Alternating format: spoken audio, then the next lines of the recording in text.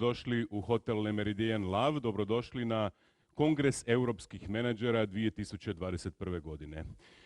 Danas su u ovoj dvorani ključni ljudi velikih kompanija iz Hrvatske i regije, a možemo slobodno reći pokretači gospodarstva jugoistočne Europe. Današnji skup upravo je organiziran na način da raspravlja o tome, da raspravlja o održivim trendovima poslovanja i na što se mi kao menadžeri moramo usredotočiti, na što se fokusirati kako bi upravo naše organizacije održali u tom održivom poslovanju i kako bi uvažavajući te trendove mogli biti uspješni. Uloga lidera u današnjem, pogotovo u današnjem okruženju uslijed svih ovih problema koji ste i sami naveli je izuzetno važna. Menadžeri koji su naravno odgovorni za jedan dio poslovanja i onda oni donose i zapravo mi često imamo taj efekt loših odluka donesenih od grupe vrlo pametnih ljudi. I mi se onda iznenadimo pa kako je jedna velika kompanija ili država mogla donijeti jednu takvu lošu odluku. It's even more important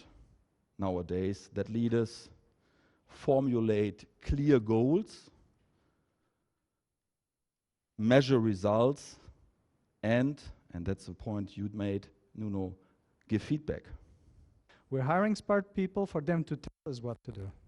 And as long as we know where we want to go and they share that will, I believe it's much better to let them do it because they will find much better ways than we do.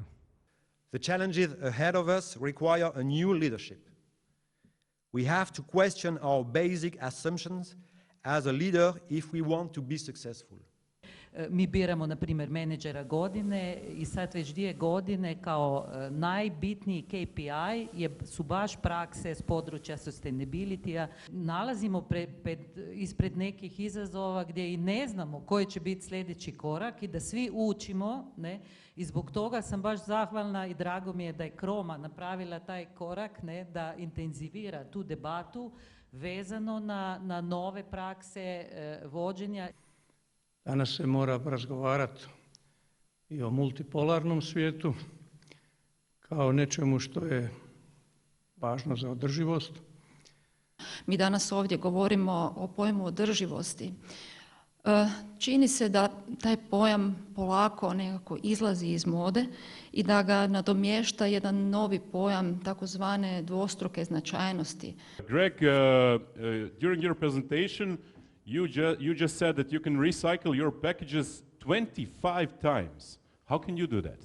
Certainly as we're learning more, as long as that cardboard or the fiber is protected through that cycle, they can be reused. Prevazilazimo i one prepreke koje imamo u nekim istorijskim vremenima, da shvatimo da kao lideri moramo da donesemo zajedništvo u ekonomskom smislu i da budemo jako oslonjeni jedni na druge. Jako važno da cijeli tu transformaciju gospodarstva prati i promjena ponašanja potrošača koji će birati ovakve proizvode.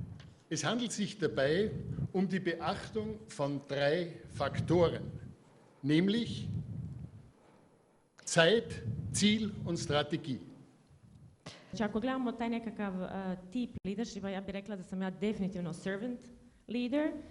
Znači, to znači ja sam zapravo ona koja služi svojim zaposlenicima i ne samo zaposlenicima, ali i svom šefu i cijeloj kompaniji, svim stakeholderima i najvažnije korisnicima. Što je bitno, bilo je srca, bilo je strasti, bilo je želje da napravimo jedan kvalitetan skup na kojem će se čuti vaš glas, glas menadžera, kao ljudi koji su danas suočeni sa izrazito visokim zahtjevima koji su pred njih postavljeni s jedne strane u ostvarivanju poslovnih ciljeva, a s druge strane u prihvaćanju i provođenju trendova svjetske ekonomije, održivog razvoja te društvene odgovornosti.